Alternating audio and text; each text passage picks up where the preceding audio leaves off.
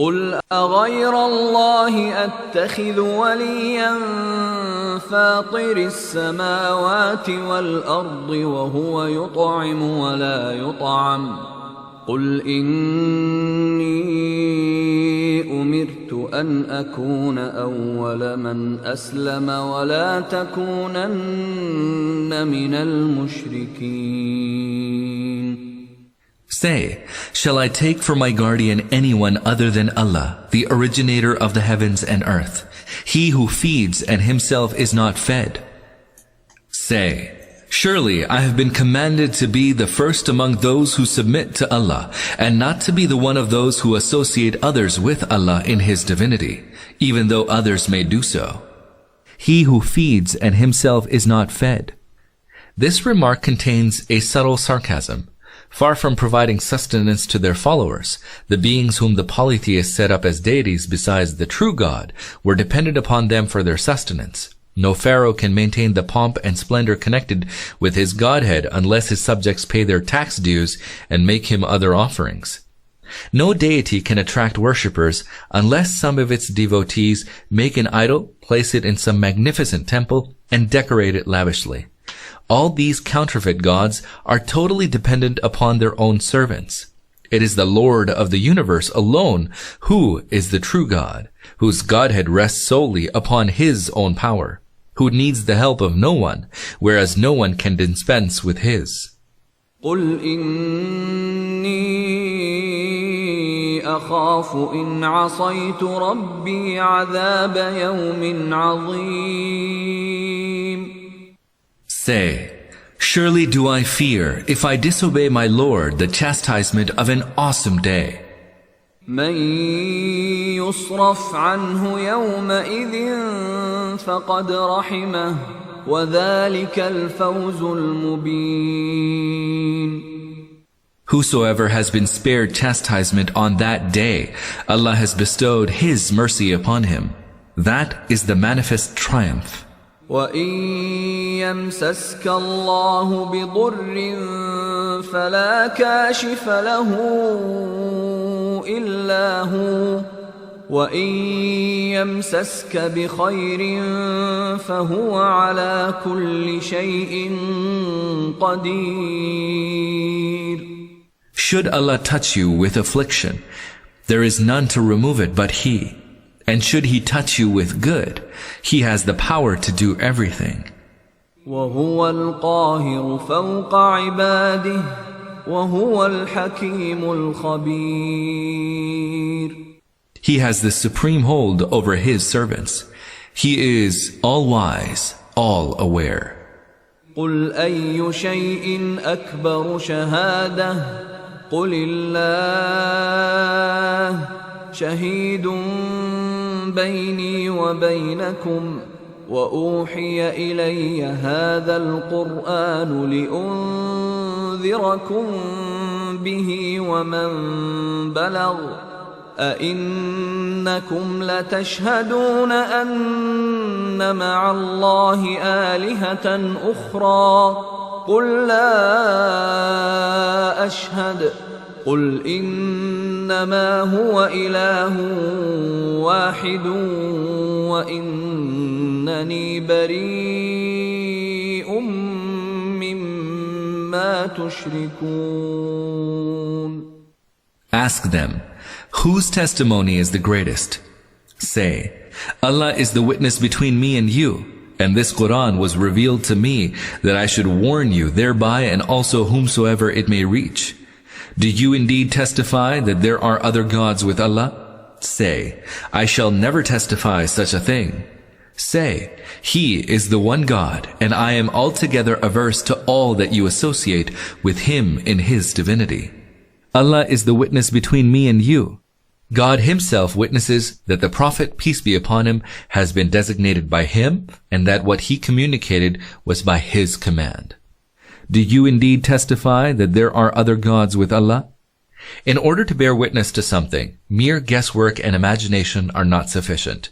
What is required is knowledge on the basis of which a person can state something with full conviction, Hence the question means, did they really have knowledge of anyone other than God who could lay claim to man's worship and absolute service by dint of being the omnipotent sovereign, the one whose will prevailed throughout the universe?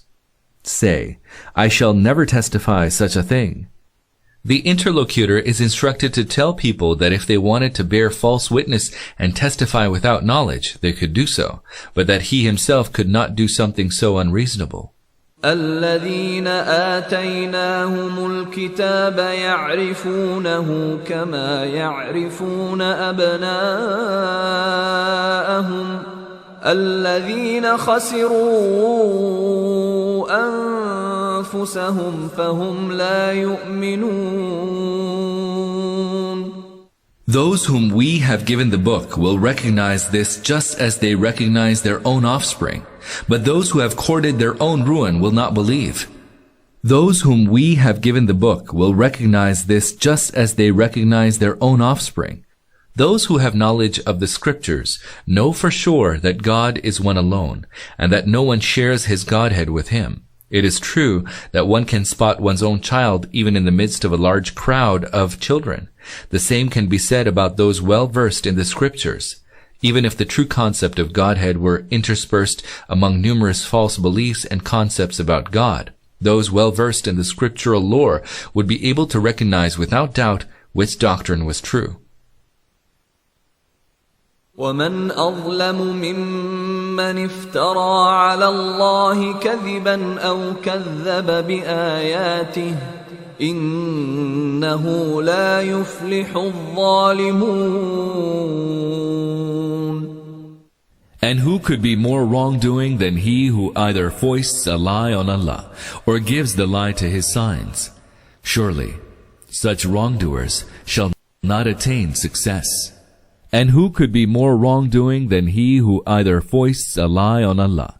This refers to those who asserted that there were also other beings which shared with God in his Godhead, were possessed of divine attributes and powers, and rightly deserved to claim from man worship and absolute service. It is also a slander to claim that God had selected certain beings to be his chosen intimates, that he has commanded, or is at least agreeable to the idea that they should be considered to possess divine attributes, and that people should serve and revere them as they would serve and revere God, their Lord. Or gives the lie to his signs. By signs of God are meant the signs found within man's own being, as well as those scattered throughout the universe. They also include the signs which are manifest from the lives and achievements of the prophets, as well as those embodied in the scriptures. All these point towards one and the same truth, that in the entire realm of existence, there is one God alone, and that all else are merely his subjects. Who could be more unjust than one who, in utter disregard of all these signs, invests others than one true God with attributes of Godhead, considering them to merit the same rights as God, and does so merely on the grounds of either conjecture or speculation or out of blind adherence to the beliefs of his forefathers, although there is not so much as a shred of evidence founded on true knowledge, observation, or experience in support of such beliefs. Such a person subjects truth and reality to grave injustice. He also wrongs his own self and everything else in this universe with which he has to deal on the basis of this false assumption. وَيَوْمَ نَحْشُرُهُمْ جَمِيعًا ثُمَّ نَقُولُ لِلَّذِينَ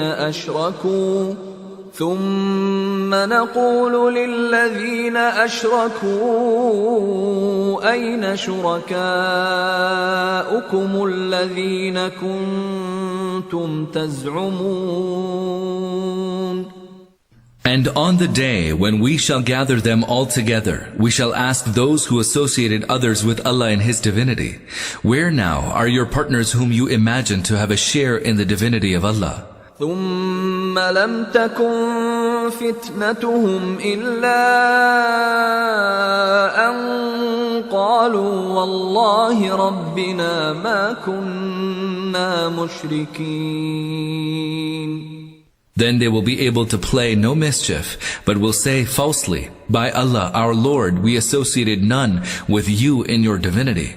انظر كيف كذبوا على أنفسهم وضل عنهم ما كانوا يفترون.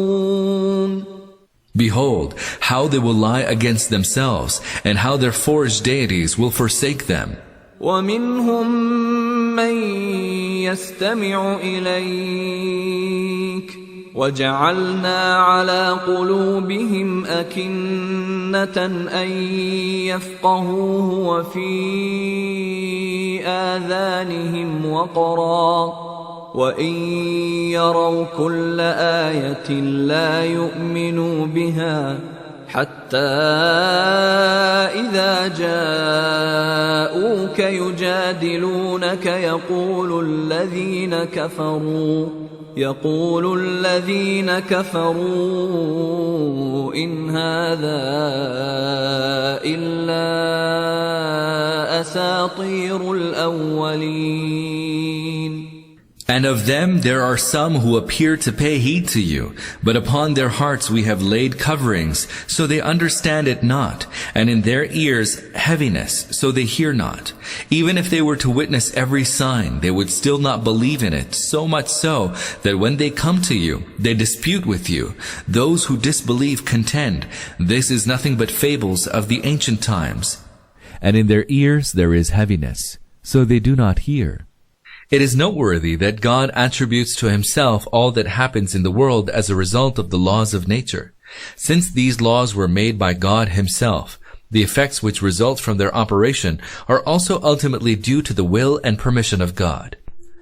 The refusal on the part of unbelievers to heed the call of the truth, even when it is clear and audible, stems from their obstinacy, prejudice, mental rigidity, and inertia. It is a law of nature that when a man is not prepared to rise above prejudice in his quest for the truth, his heart closes to every truth which is opposed to his desires. We can describe this condition by saying that the heart of that person has become sealed, and when God describes it, he does so by saying that he had sealed the heart of the person concerned. The explanation of this paradox is that whereas we describe merely an incident, God describes its ultimate cause. This is nothing but fables of ancient times. Whenever ignorant people are called to the truth, they are liable to say that there is nothing novel about it, that it is merely a repetition of things that have come down from the past, as if in their view every truth must be new, and whatever is old must of necessity be false, although truth has always been one and the same and will remain so.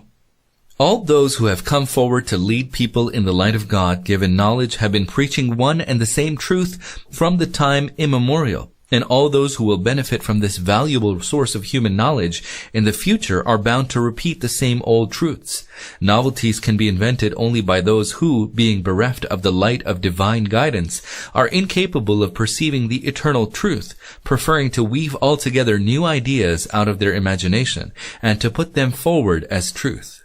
وهم ينهون عنه وينأون عنه وإن يهلكون إلا أنفسهم وما يشعرون. As for others, they prevent them from embracing the truth, and themselves they flee from it so as to harm you. But they court their own ruin, although they do not realize it. ولو ترى إذ وقفوا على النار فقالوا يا ليتنا نرد ولا نكذب بآيات ربنا ونكون من المؤمنين. If you could but see when they shall be made to stand by the fire, they will plead, would that we were brought back to life, then we would not give the lie to the signs of our Lord and would be among the believers. بل بدا لهم ما كانوا يخفون من قبل ولو ردوا لعادوا لما نهوا عنه وإنهم لكاذبون. No, they will say this merely because the truth which they had concealed will become obvious to them. Or else, if they were sent back, they would still revert to what was forbidden to them. So this plea of theirs would be a lie too, for they are just liars. Which they had concealed will become obvious to them. At that moment, such a statement on their part would not be indicative of either any true change of heart or of any genuinely revised judgment based on serious reflection and reasoning. It would rather be the result of direct observation of reality at a time when even the staunchest unbeliever would find it impossible to deny. وقالوا إن هي إلا حياتنا الدنيا وما نحن بمبعوثين. They say now, there is nothing but the life of this world, and we shall not be raised from the dead. ولو ترى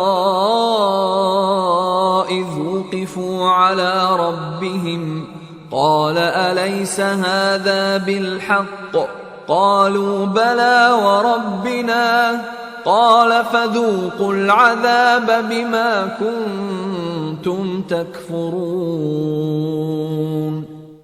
If you could but see when they will be made to stand before their Lord, He will say, is not this the truth? They will say, yes indeed, by our Lord, whereupon He will say, taste the chastisement then, for your denying the truth.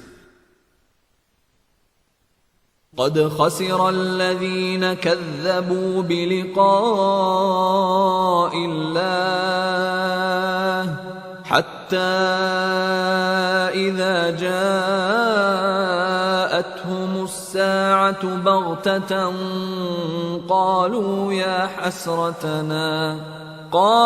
يا حسرتنا على ما فرطنا فيها وهم يحملون أوزارهم على ظهورهم ألا ساء ما يزرون. Those who consider it a lie that they will have to meet Allah are indeed the losers, so much so that when that hour comes to them, suddenly they will say, alas for us, how negligent we have been in this behalf. They will carry their burden of sins on their backs. How evil is the burden they bear. وما الحياة الدنيا إلا لعب ولهو وللدار الآخرة خير للذين يتقون أفلا تعقلون. The life of this world is nothing but a sport and a pastime, and the life of the hereafter is far better for those who seek to ward off their ruin. Will you not then understand? The life of this world is nothing but a sport and a pastime. This does not mean that earthly life has nothing serious about it and that it has been brought into being merely as a sport and pastime. Whatever this observation means is that compared with the true and abiding life of the hereafter, earthly life seems, as it were, a sport, a transient pastime with which to amuse oneself before turning to serious business. Earthly life has been likened to a sport and pastime for another reason as well. Since ultimate reality is hidden in this world, the superficially minded ones who lack true perception encounter many a thing which causes them to fall a prey to misconceptions. As a result of these misconceptions, such persons indulge in a variety of actions which are so blatantly opposed to reality that their life seems to consist merely of sport and pastime. One who assumes the position of a king in this world, for instance, is no different from the person who plays the part of a king on the stage of a theater. His head is bedecked with a crown, and he goes about commanding people as if he were a king, even though he has no royal authority. He may later, if the director of the theater wishes, be either dismissed from his royal office, put into prison, or even be sentenced to death. Plays of this kind go on all over the world. Saints and man-made deities are deemed to respond to human supplications even though they do not have a shred of authority to do so. Again, some people try to unravel the unseen, even though to do so lies altogether beyond their reach. There are those who claim to provide sustenance to others, despite the fact that they are themselves dependent on others for their own sustenance. There are still others who think that they have the power either to bestow honor and dignity on human beings, or to degrade them, either to confer benefits or to harm them. Such people go about trumpeting their own glory, but their own foreheads bear the stamp of their humble bondage to their Creator. By just one twist of fortune, such people may fall off their pedestals and be trampled under the feet of those upon whom they have been imposing their godlike authority. All these plays come to a sudden end with death. As soon as man crosses the boundaries of this world and steps into the next, the reality will be fully manifest. All the misconceptions that he has entertained will be peeled away, and he will be shown the true worth of his beliefs and actions. قد نعلم إنه ليحزنك الذي يقولون فإنهم لا يكذبونك ولكن الظالمين بآيات الله يجحدون.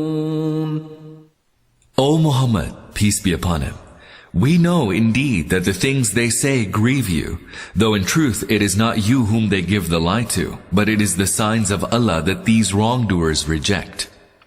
O Muhammad, peace be upon him, we know indeed that the things they say grieve you, though in truth it is not you whom they give the lie to, but it is the signs of Allah that these wrongdoers reject. The fact is that before the Prophet Muhammad, peace be upon him, began to preach the message of God, all his people regarded him as truthful and trustworthy and had full confidence in his veracity. Only after he had begun to preach the message of God did they call him a liar. Even during this period, none dared to say that the Prophet, peace be upon him, had ever been guilty of untruthfulness in personal matters. Even his worst enemies never accused him of lying in any worldly affairs. When they did accuse him of falsehood, they did so in respect of his prophetic mission. Abu Jahl, for instance, was one of his staunchest enemies. According to a tradition from Ali, Abu Jahl once said to the Prophet, peace be upon him, "We do not disbelieve you, we disbelieve your message." On the occasion of the Battle of Badr, Akhnas bin Sharik asked Abu Jahl, when they were alone, to confide whether he considered Muhammad, peace be upon him, to be truthful or not. He replied, "By God, Muhammad, peace be upon him, is a veracious person. He has never lied in all his life. But if every honorable office, liwa, standard bearing in war, sikaya, provision of water to the pilgrims, hijaba, guardianship of the Kaaba, and nabuwa, prophethood, were to fall to the share of the descendants of Qusay, what would be left for the rest of the Quraysh?" Here God consoles the Prophet, peace be upon him, by telling him that by charging him with falsehood, the unbelievers were calling God untruthful. Since God has endured this accusation with mild forbearance, leaving them free to persist in their blasphemy, the Prophet, peace be upon him, need not feel undue disquiet.